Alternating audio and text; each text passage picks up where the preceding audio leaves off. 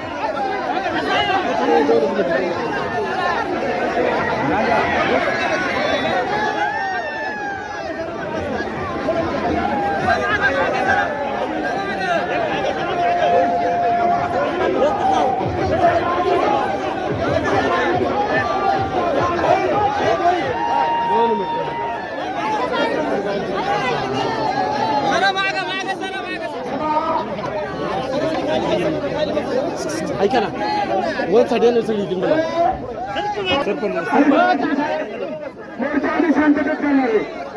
तुम्हाला आम्ही शब्द दिलाय, तुम्ही आमची फक्त गाडी सोडा, काही पुढे मोर्चाला गालबोट लागणार नाही. आणि 1 लाख लोकांचा मोर्चा काढलाय. आणि विशेष करा म्हणजे आपल्या तालुक्याचे आमदार बसा काय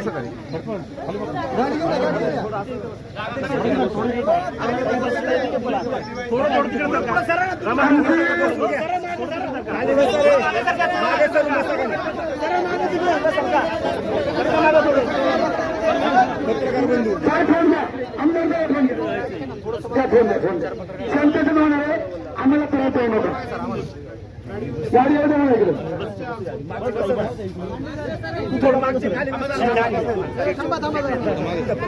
तुम्ही मागे जरा जरा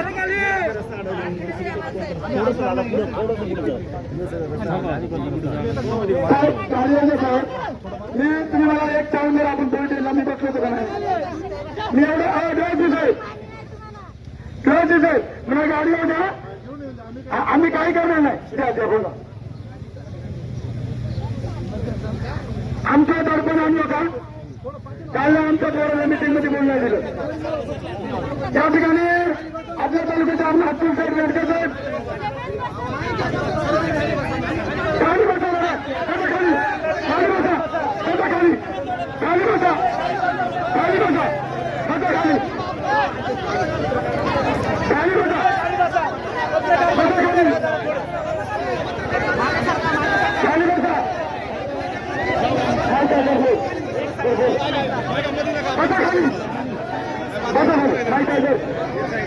सर्व महिलांच्या वतीनं जिल्हा परिषद सदस्य आदरणीय माहिती अमोल लांडे बोलतील. आणि या ठिकाणी आमदार अतुल साहेब बेनके साहेबांना त्यांच्यासाठी जोरदार टाळा वाजवा. माझे इगतपुरीचे माझे आमच्या आदिवासींचे आमदार लक्ष्मीभाऊ जाधव त्यांच्यासाठी टाळा वाजवा.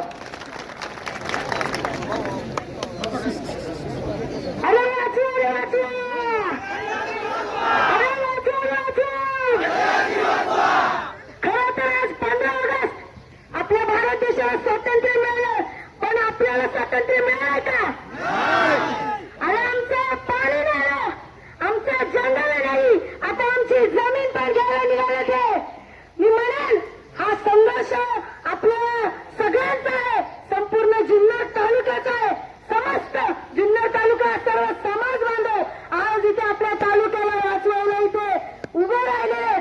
मी म्हणेन आपल्या तालुक्याची शान म्हणजे पश्चिम पट्टा आदिवासी भाग आपण ज्याला म्हणतो, पण हे लोक एक प्रकल्प करून आपल्या आदिवासींचा आपल्या जुन्नर तालुक्याचा गळा कापायला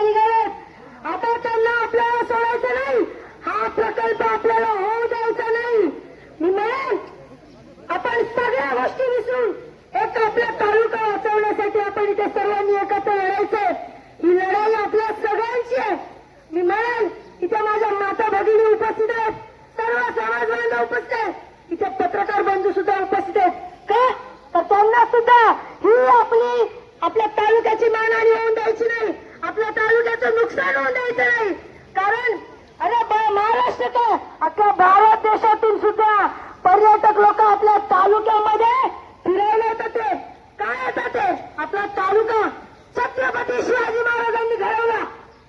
माझ्या आदिवासी मागांनी रक्ताचं पाणी केलं हा किल्ला वाचवण्यासाठी, हा तालुका वाचवण्यासाठी. आणि आज जर या तालुक्याकडे कोणी वाकड्या नजरेने बघायचं असेल तर आम्ही सर्वजण एकत्र येऊन त्यांना त्यांची वाट दाखवून देणार की नाही? अरे त्यांना त्यांची वाट दाखवून देणार की नाही? या तमाम माता भगिनींचं मी मनापासून आभार व्यक्त करते. कारण आज तुम्ही आहात म्हणून हा तालुका उभा आहे. इथे आपल्या तालुक्याचे माझे आमदार सुजाता बेनके साहेब सुद्धा आपल्या साठी इथे आलेले आहेत. मगाशी झालं की आपल्याला या मोर्चासाठी गाढवा आणायला लागली. अरे त्याला आपली माणसांची भाषा कळत नाही म्हणून गाढवांची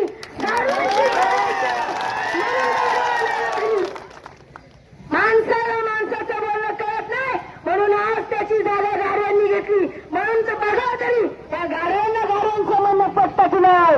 तरी पण आपली गाढव हरवून गेली. पोलीस साहेब आमची विनंती आहे तुम्हाला, आमचं तुम्हाला आयुष्यभर सहकार्य, पण तुम्ही सुद्धा आम्हाला आमच्या संघर्षात सहकार्य केलं पाहिजे एवढीच आमची विनंती आहे.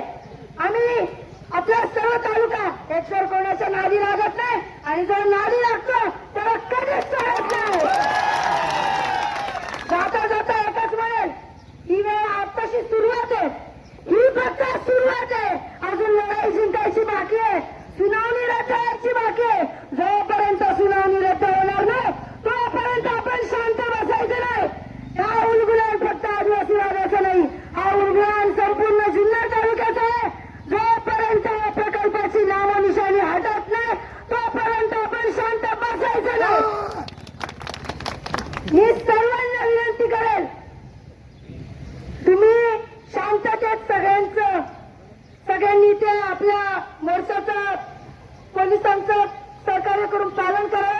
आपण शिस्तीला म्हणत नाही. जर कोणी आमच्या शिस्तीत घुसलं तर आम्ही सुद्धा त्याला चांगलंच मोडून काढू शकतो. हा आदिवासी माणसाचा वाद आहे आणि आदिवासी माणूस वाद्याचा पक्का एवढं लक्षात ठेवा. जाता तेवढाच मिळेल. स्वातंत्र्य मिळालं, स्वातंत्र्य टिकवता आलं पाहिजे आणि ते आपल्या हातात आहे. जय हिंद, जय महाराष्ट्र, जय शिवराय, जय भीम, जय आदिवासी.